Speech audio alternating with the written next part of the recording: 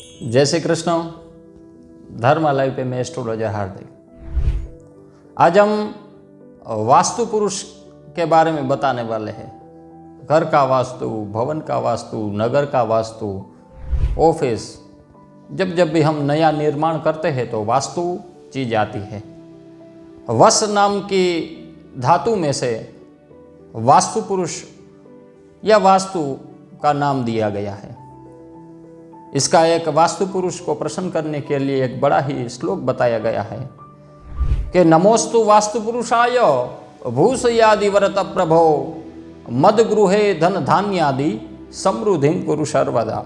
भूषयादि वरत प्रभो, जो भूमंडल है उसकी सैया की और नॉर्थ ईस्ट डायरेक्शन में वास्तु पुरुष का सिर है और ऐसे उसका विराट स्वरूप बताया गया है। और वास्तु पुरुष की उपासना करने से धन और धान्य की वृद्धि होती है।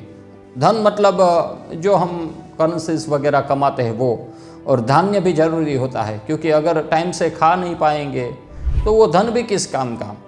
तो वास्तु पुरुष की उपासना से धन और धान्य की भी वृद्धि होती है। लेकिन वास्तु के कहीं कहीं प्रकार होते हैं, कहीं देवताएं होते हैं। और मेनली वास्तु पुरुष के 81 मतलब 81 प्रकार के वास्तु होते हैं और उनमें ध्रुवादि वास्तु पुरुष है, वो सबसे मेन वास्तु पुरुष बताए गए हैं। और फिर तो बात आती है दिशाओं आदि की बात आती है। तो बड़े बड़े लोग, बड़े बड़े बिजनेसमैन हैं, वो तो अपना वास्तु करवाते ही हैं।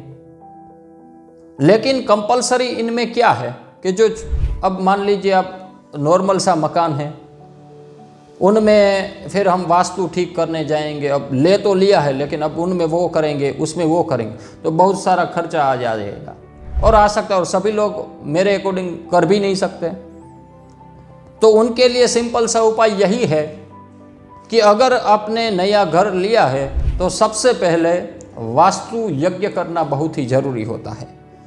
क्योंकि वास्तु यज्ञ से मेजर वास्तु दोष है, मतलब नॉर्थ ईस्ट डायरेक्शन में टॉयलेट है या एंट्रेंस में कोई दोष है, अग्नि को रसोड़ा वगैरह, तो किचन वगैरह कोई गलत डायरेक्शन में है तो वो उनको थोड़ा देख लेना है घर लेते समय ही।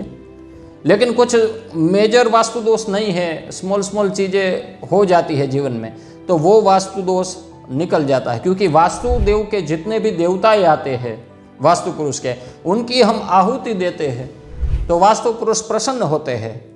और देवताओं को अगर प्रसन्न कर लिया तो फिर हमारा हमेशा ध्यान रखते ही है।